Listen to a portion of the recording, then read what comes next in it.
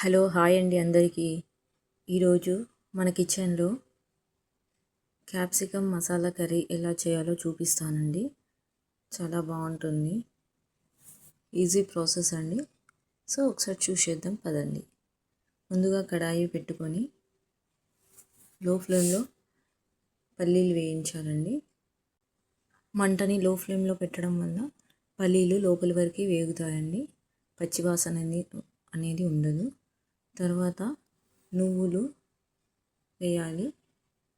వేసి ఒక 30 సెకండ్స్ అలా ఫ్రై చేయండి. అందులోనే 3 లవంగాలు, 2 ఇలాచీలు, 1 ఇంచ్ దాల్చిన చెక్క కూడా వేయండి. వేసి చిన్న మంట పైన వేయించండి. ధనియాలు 1 టేబుల్ స్పూన్, 1/2 టేబుల్ స్పూన్ జీలకర్ర కూడా అందులోనే వేసి వేయించండి. చివరిలో కొబ్బరి పొడి వేయండి.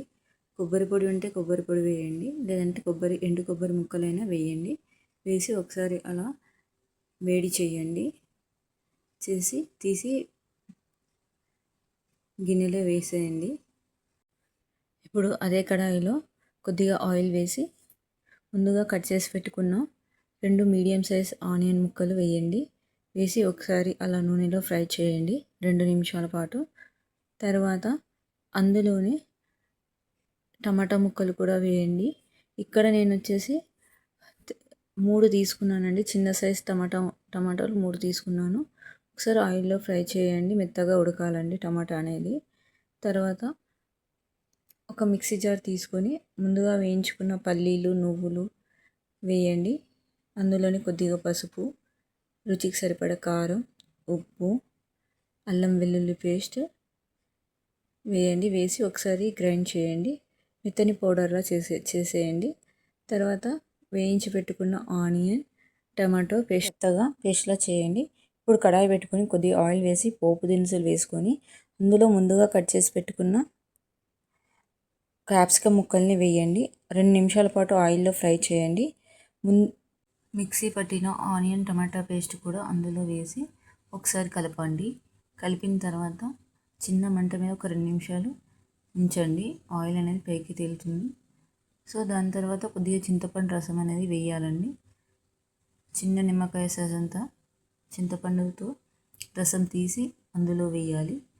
వేసి గ్రేవీకి సరిపడా వాటర్ అనేది వేసుకోవాలి.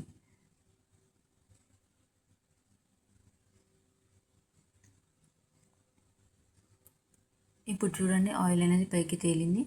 నేను ఇక్కడ చింతపండు రసం అనేది వేసానండి. ఒకసారి కలపండి. కలిపిన తర్వాత చూడండి మీకు గ్రేవీ అనేది మీకు సరిపోతుందా లేదా అనేది తెలుస్తుంది కదండి. సో ఎందుకంటే ఇది చిక్కబడిపోతుందండి చల్లారిన తర్వాత.